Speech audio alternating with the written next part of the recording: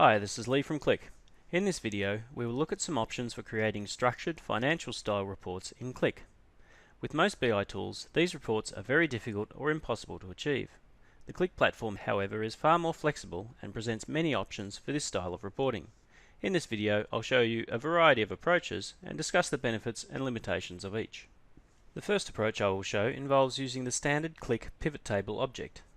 Most accounting systems allow you to group accounts into P&L and balance sheet categories. For instance, gross sales, discounts, and direct labour categories. Each category includes a range of account codes. Direct labour, for instance, includes balances from these account codes. By loading these categories into the Qlik data model, we can report on them in a structured way. Let's take a look. We'll start by dragging a pivot table object across to our sheet. Then we add in our dimension, which will give us our profit and loss breakdown.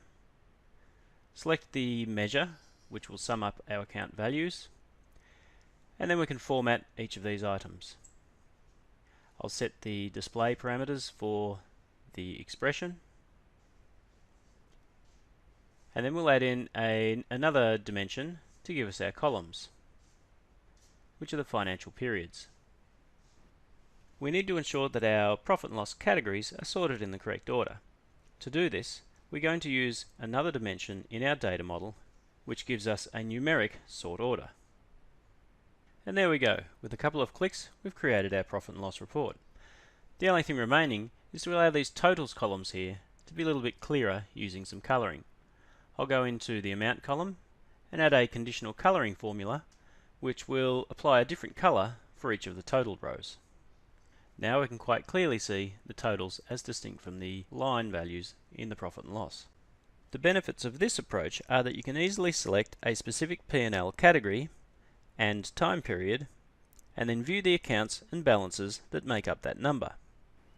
One of the limitations of this approach, however, is that you need to build any subtotals into the data model itself. So these totals here have actually been pre-aggregated in the data model. Also, you might find that you don't have as much control as you would like in terms of formatting in order to build a highly structured report layout. So let's take a look at a different approach which uses an extension object designed specifically for this sort of reporting.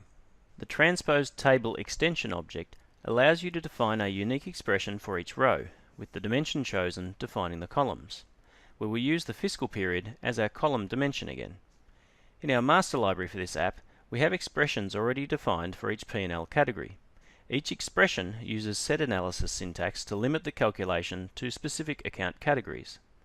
We can create our report by simply dragging each expression onto the table and then reorganizing them if necessary.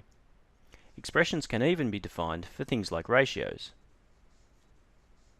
You can format all numbers at the report level, but then set override formats specific for each row. This provides you with precise formatting for rows that contain things like ratios. You can also indent measures to properly reflect the hierarchy that is implicit in the financial categories. The benefit of this extension is that you can create a very specific layout with no need to predefine subtotals in the data model.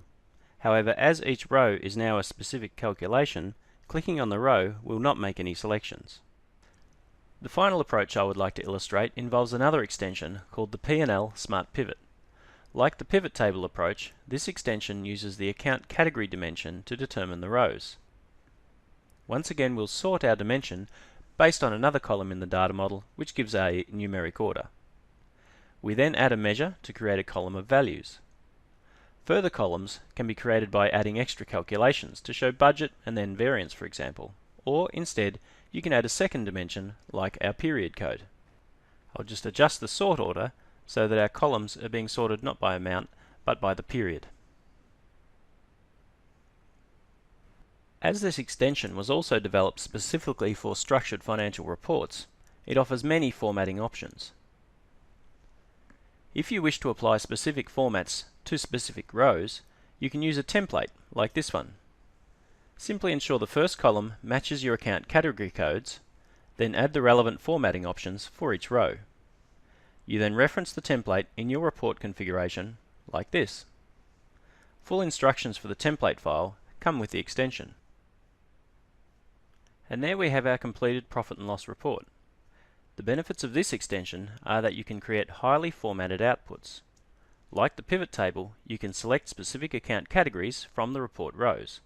However, also, like the pivot table, you must build any subtotal rows into your data model beforehand. Both of the extensions that I've illustrated in this video are available for download for free from Qlik branch, our open source developer community. There are also some commercial solutions available from Qlik partners which offer further functionality. As you have seen, Qlik offers many approaches to cover structured financial reporting. Why not go to qlik.com and download Qlik Sense and try it out today. Thank you for watching.